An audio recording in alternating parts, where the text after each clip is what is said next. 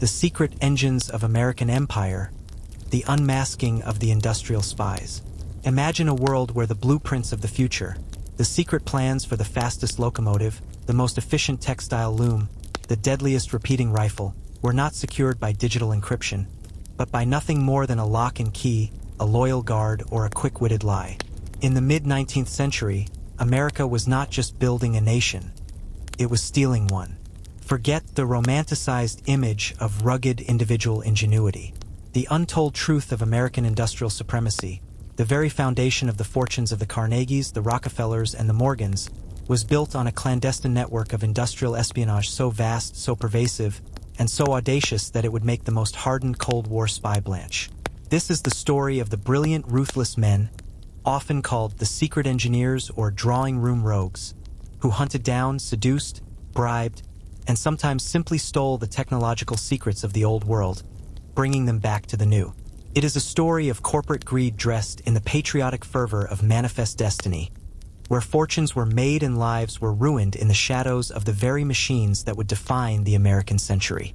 It begins not in the smoky factories of Pittsburgh, but on the cold, foggy docks of Liverpool, with a man who risked the hangman's noose not for political freedom, but for a single revolutionary piece of textile machinery.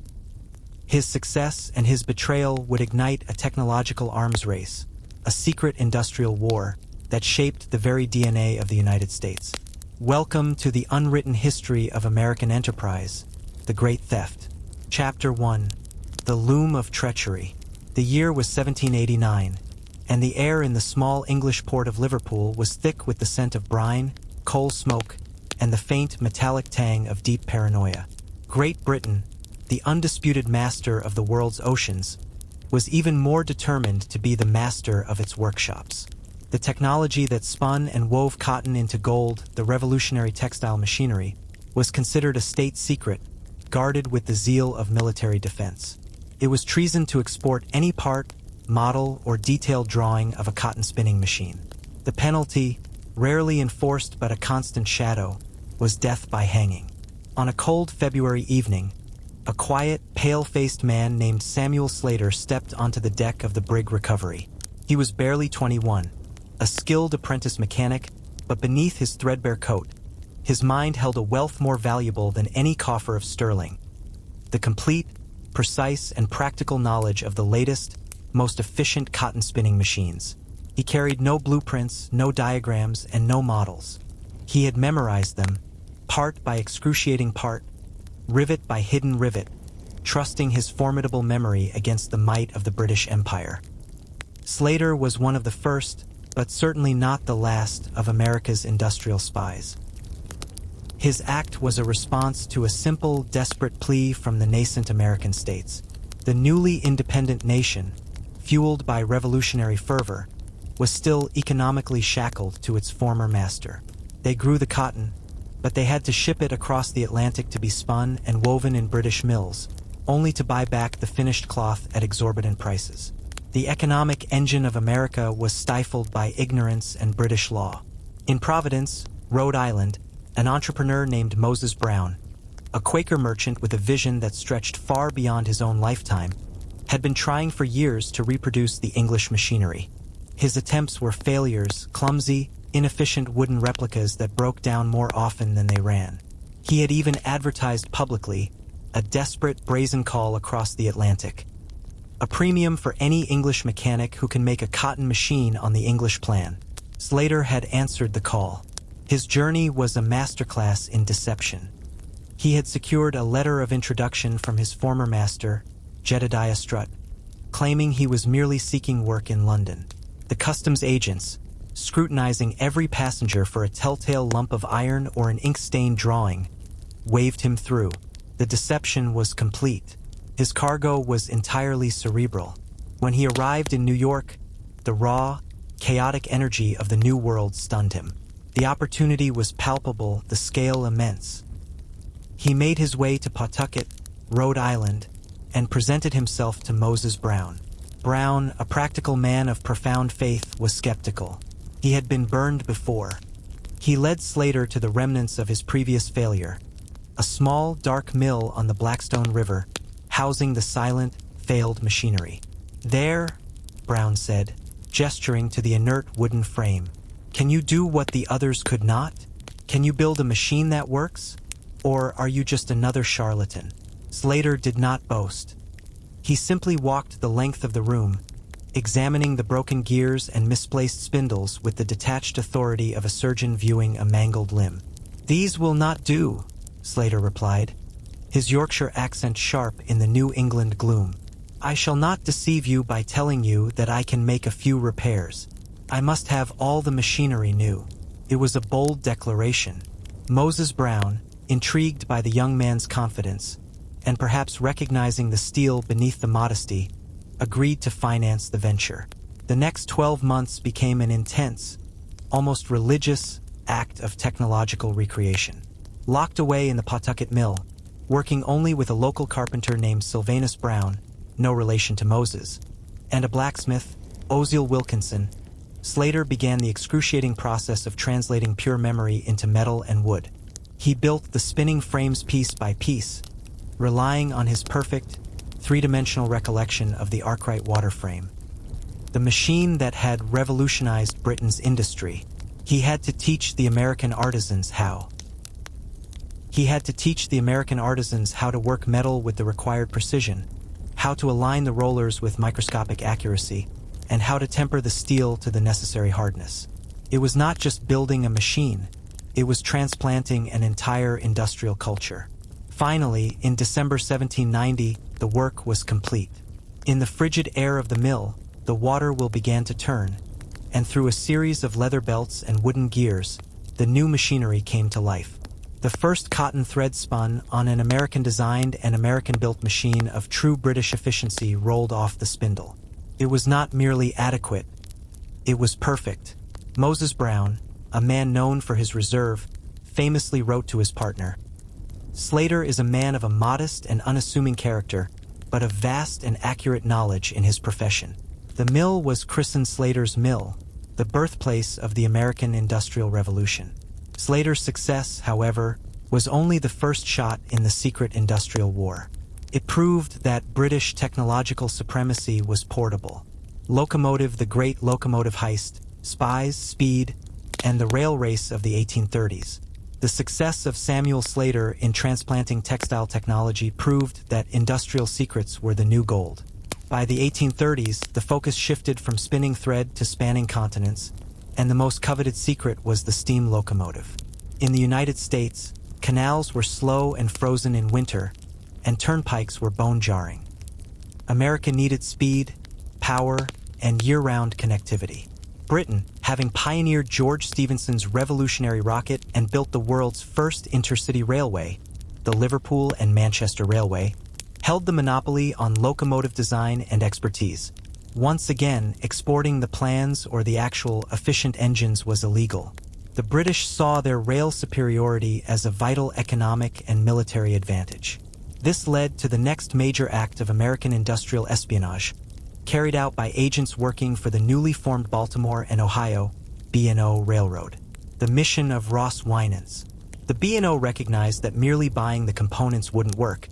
They needed the fundamental knowledge, the precise design formulas, and the critical engineering details that made the British engines powerful and reliable. Their chief operative in this mission was Ross Winans, 1796 to 1877, a brilliant, pragmatic mechanic from New Jersey who would become one of the most important early figures in American railroading. Winans's mission was simple: get the blueprints and the critical component designs from the British locomotive shops and bring them back to Baltimore. Infiltration and deception. Winans traveled to Britain in the early 1830s and secured a position at the famed Newcastle-upon-Tyne workshops of the Stephensons, George and his son, Robert, the very birthplace of the rocket. This was a stroke of genius. He didn't come as a thief, but as a highly paid, eager employee, intent on learning the British way. The target, the movable cradle, and the bogie. While working closely with the British engineers, Winans focused on two critical, proprietary British innovations that made their trains faster and safer on curves. The multitubular boiler, a design that used dozens of small tubes to channel hot exhaust gas through the water, vastly increasing the efficiency of steam production. The swiveling truck, or bogie, a separate, four-wheeled frame placed under the front of the locomotive that could pivot independently. This invention was crucial for the American railroads, which, unlike the perfectly straight and level British lines, often had sharp curves and rougher tracks. The blueprints. Winans was not a mere memorizer like Slater. He was an engineer. Under the guise of improving and suggesting new components for the Stephensons, he was able to legally produce, handle, and measure the crucial parts. He spent countless hours in the drawing rooms, meticulously copying, sketching, and often misfiling critical diagrams that detailed the exact dimensions, materials, and assembly processes. He even purchased small, non-essential parts, which allowed him to take them apart and reverse engineer the precise metallurgical and construction techniques. The smuggling run. Winans' deception was nearly perfect. When he left the Stephensons' works, he was given a gracious farewell, and his luggage was barely scrutinized by customs officials, who were primarily looking for large castings or completed machinery. The crucial cargo was not metal but paper. Winans successfully smuggled back the following: detailed drawings, hundreds of pages of precise plans for axles, valve gear, and, most importantly, the complex schematics for the multitubular boiler and the swiveling truck. Measurement data. Comprehensive records of material stress, steam pressures, and performance metrics, data that had taken the British years and vast expense to compile. Upon his return to the B&O shops in Baltimore, Winans immediately applied this stolen knowledge. His first major innovation for the B&O, the Crab locomotive, was directly inspired by the Stephenson designs, but crucially, it incorporated his own version of the swiveling truck. This single, smuggled design element was the foundation of the distinctively American-style locomotive. It allowed U.S. railroads to be built faster and cheaper over the vast, uneven American terrain, igniting a rail construction boom and sealing America's destiny as a continental power. Winans himself became a wealthy and powerful industrialist, patenting many of the very stolen concepts he perfected for American use. The great locomotive heist confirmed a pattern. America would not wait for technological permission. It would take what it needed. This act of espionage directly fueled the USA's emergence as a global industrial force within a generation. Pistol Chapter 3, Spies, Steel, and Samuel Colt's Secret War. Following the theft of railway designs, the British Empire's efforts to guard technology intensified. But American industrialists had learned a fundamental truth. The knowledge stolen and transplanted in America would ultimately be perfected there. By the 1850s, the new industrial battleground was the arms factory. At the center of this conflict was a visionary, a salesman, and a master thief, Samuel Colt. Colt had captured the American imagination with his revolver, but his true ambition was larger than the gun itself. His goal was to steal and then radically improve the core principles of modern manufacturing to establish the world's first mass-production empire. The holy grail of technology: interchangeable parts. Decades before the Civil War, every firearm was handmade and unique. If a part on a gun broke, it required a skilled gunsmith to custom forge a replacement. This process was slow, expensive, and catastrophically inefficient in wartime. The technological solution was interchangeable parts. This meant every component would be manufactured so perfectly that the trigger from a revolver made in New York could be effortlessly swapped into an identical model produced in Texas. This concept was initially promoted by Eli Whitney, inventor of the cotton gin, but he failed to successfully industrialize it. The British Royal Armories were also working on it, but they hadn't achieved full-scale industrialization. Colt knew that whoever mastered this manufacturing process would become the king of the military-industrial complex. His rivals included the U.S. government's own facilities, the Springfield Armory, and other emerging private companies. Colt's espionage tactics were far more direct and ruthless. The theft of the Springfield gauges. Colt built his factory in Hartford, Connecticut, like an impregnable fortress, but he constructed the fortress not with bricks and mortar, but with stolen knowledge. Colt's espionage strategy rested on three main pillars. Recruiting defector engineers. Colt directly targeted the most skilled artisans and draftsmen from his competitors. He lured the most vital workers from the Springfield Armory and Harper's Ferry Armory with the promise of exorbitant salaries. These workers didn't just bring their skills. They brought with them the gauges and the fine tolerance measuring instruments. The gauges were the real prize. A gauge is a measuring tool that confirms how precisely a part has been made. These gauges were the actual secret to achieving interchangeable parts.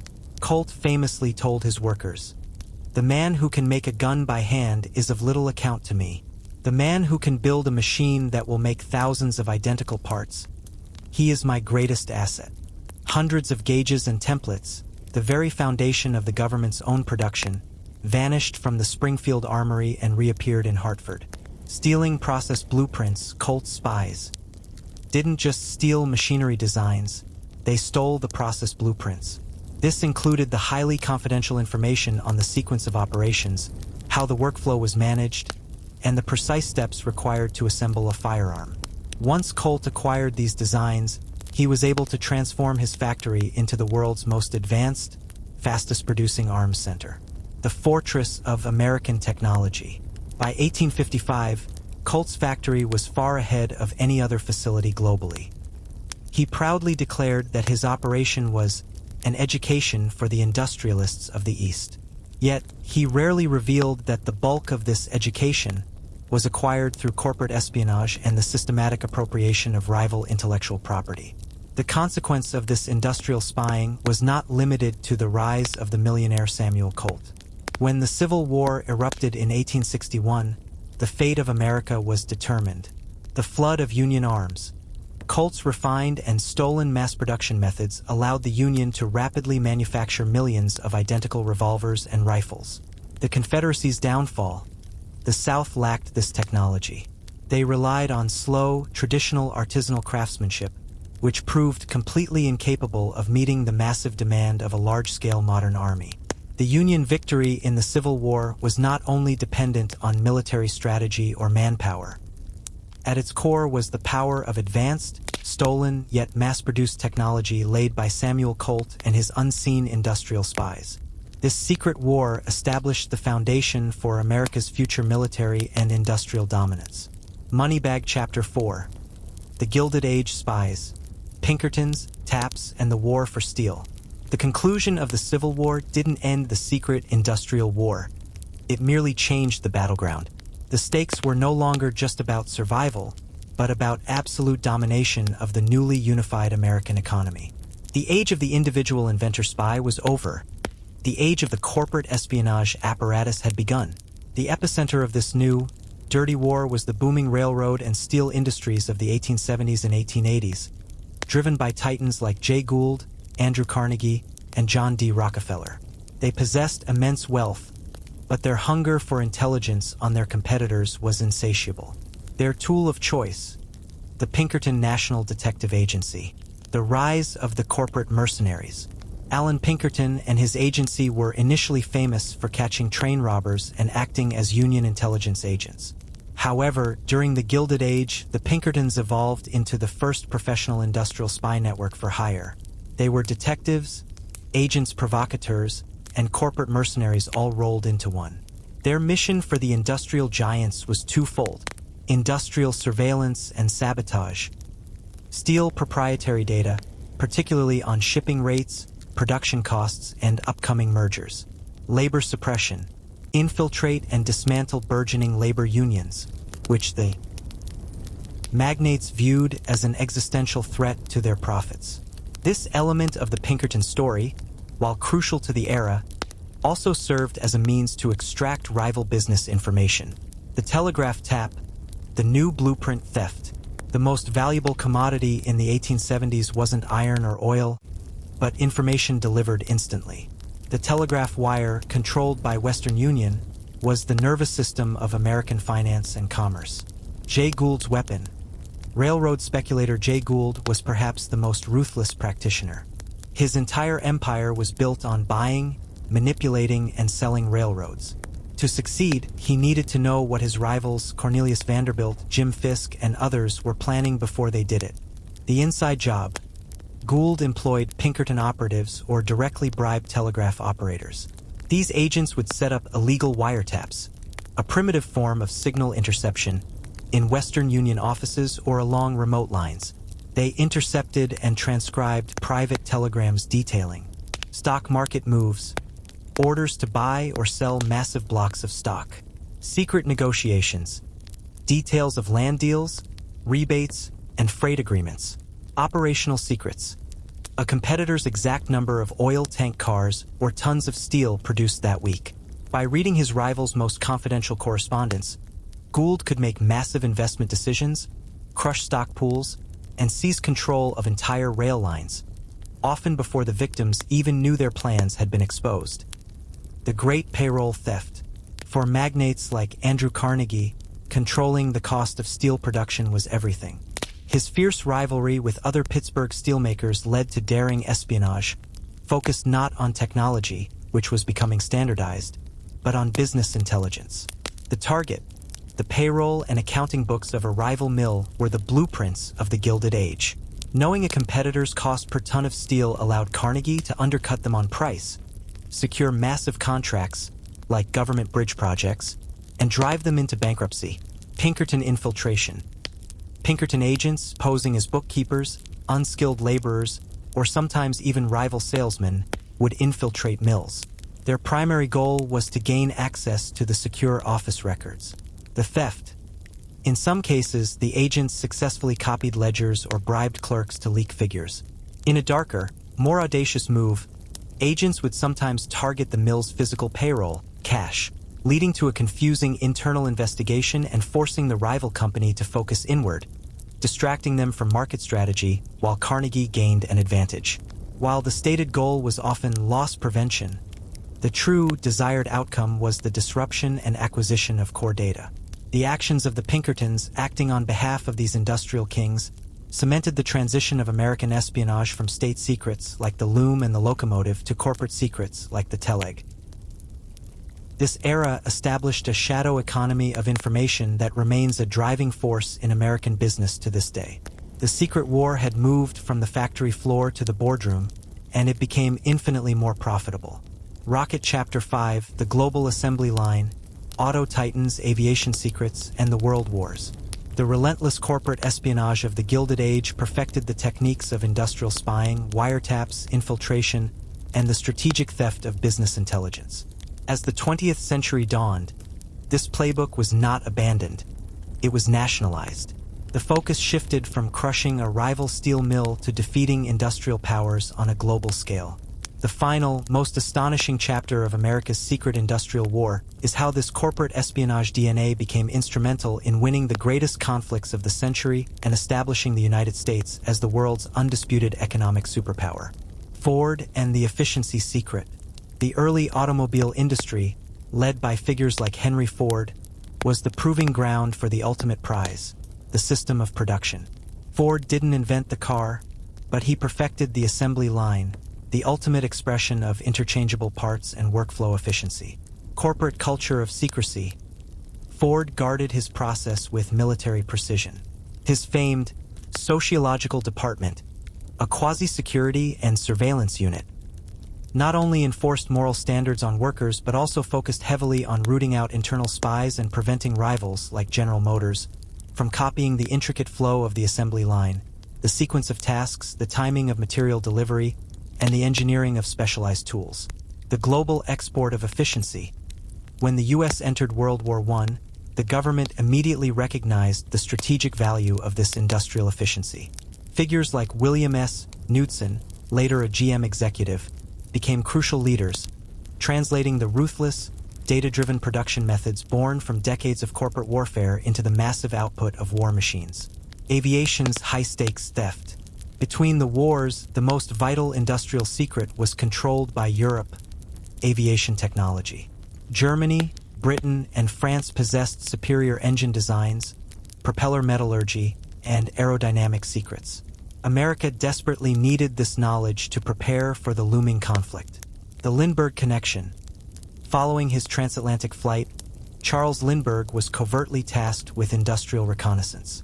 While publicly charming European leaders, he was quietly analyzing European airfields, noting production capabilities, and, most critically, attempting to gain access to detailed plans for engines like the British Rolls-Royce Merlin, a powerhouse engine America desperately needed. Reverse engineering on demand. The most crucial act of espionage involved obtaining these advanced European engines, often through back channels, licensing agreements, or sometimes simply by purchasing. They analyzed the metallurgy, copied the cooling systems, and then applied the unique American knack for mass production to them. The result, the P-51 Mustang, the legendary American P-51 fighter, was a physical testament to this industrial espionage legacy.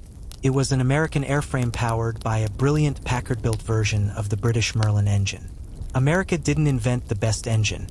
It effectively stole the knowledge through aggressive acquisition and then applied its superior production capacity, a skill perfected by Colt and Ford, to outproduce the Axis powers. The World War II arsenal, corporate espionage goes national. During World War II, the federal government essentially merged its intelligence operations with the corporate espionage culture of its most successful industrialists. The War Production Board, led by former corporate rivals, the WPB acted as a centralized data collection and deployment agency, forcing American companies to share, or at least strategically deploy, their once secret manufacturing techniques. The individual spying that once enriched Carnegie was now enriching the nation. The ultimate theft, the atomic bomb, the ultimate industrial secret, the Manhattan Project, required the collaboration of America's most paranoid and secretive industrialists. The challenge wasn't just physics.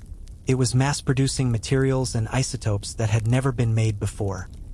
The organizational genius for this production scale came directly from the lessons learned by the Pinkerton-backed moguls of the Gilded Age.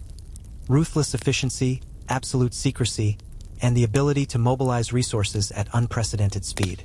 Conclusion: the American exceptionalism of theft.